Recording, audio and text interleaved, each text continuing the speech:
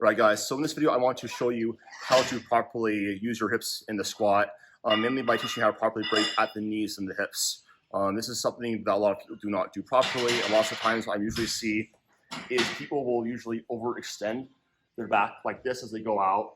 And this is basically what happens when you're thinking more about pushing your hips back a little bit more than you're supposed to. When you're sort of in a squat position, we want to think about always fighting for upper back extension, so staying rigid in our upper back and creating a strong shelf. We don't want to overextend or have like too much flexion in our back, because that is going to cause us to not be as strong, mainly because our ribs are not going to be stacked over our pelvis. So what a lot of people do wrong when they squat is do one of two things when they're under the bar. The initial movement is like this. That's too much extension in the low back. You can already see there, my ribs are flared and not stacked over my hips. So it'll be really hard for you to hit depth, and if you do, you're going to feel a lot of low back strain. Alternatively, if you have too much flexion in your back, when you go down, you're going to go like this. And again, you're not stacked over your ribs. You're also going to be feeling like the bar is going to take your head off at the bottom. That's not a good time.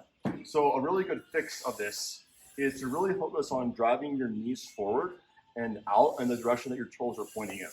So I have a little bit more hunter to go a little bit more in front. So if you look at how I squat, I have a little bit more of a wide stance with my toes a little bit more out, what you would call E version of the toes.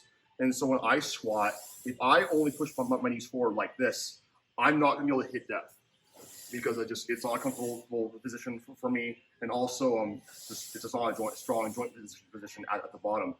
Now what I have to focus on is pushing my knees out and forward in the direction that my toes are pointing, and I'm really focusing on that and letting my hips just drop as straight down as possible. So Hunter, if you go from the side, I want you to watch my hips relative to my knees.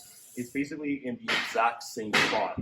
So all I'm thinking about right here is breaking up my knees and pushing them forward in the direction that my toes are pointed, and then keeping a strong brace and fighting for extension in my upper back, and really rely on my lower back to do its thing. So it looks like this.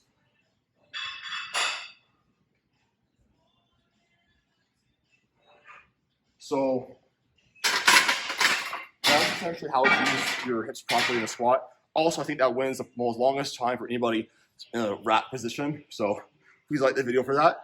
One really helpful cue that I like with a lot of my lifters, I tell them to do, is slowing down the initial break at your knees.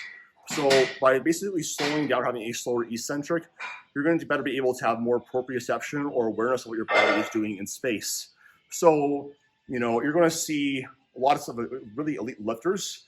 They are very slow and deliberate on this initial portion. They really feel out where their midfoot is and push their knees forward. It's not like this really big, really fast down. It's going to be very controlled. Find your midfoot, push your knees forward. Trying for that upper back extension, but letting your lower back, not be pushing out more or going more flexion based. So hope this video was helpful. If you guys have any questions, just comment down below and I'll be happy to answer.